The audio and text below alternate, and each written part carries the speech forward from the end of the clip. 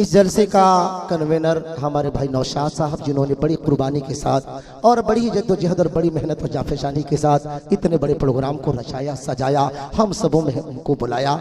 आइए जिनका मुशायरा कमेटी की जानिब से हम सबों के मेहमान खुसूसी जनाब साबिर अली साहब के दस्ते मुबारक से उनको गुलपोशी और चादर पोशी की जा रही है। और उसके बाद अब मेरे दोस्तों मुशायरे की अगली कड़ी बाज़ाब्ता शुरू हो जाएगी। आइए भाई नौशाद साहब को हम सबों के मुअज़्ज़ज़ व मुकर्रम मेहमान जनाब भाई साबिर अली साहब चादर पोशी और गुलपोशी करते हुए उनको नवाज रहे हैं, एजाज बख्श रहे हैं, उनका इस्तकबाल कर रहे हैं और उनका मेरे दोस्तों उनको सराह रहे हैं कि उन्होंने वाकई बड़ी मेहनत के साथ कुर्बानी के साथ इतना बड़ा प्रोग्राम को कराया। और वाकई हम शुक्रिया अदा करते हैं जलसे कमेटी की जानिब से, मुआशरा इस्लाह और इस मुशायरे की कमेटी की जानिब से जनाब साबिर अली साहब का, जिन्होंने अपना कीमती वक्त दिया, उनका हम सभी हजरात शुक्रिया अदा करते हैं।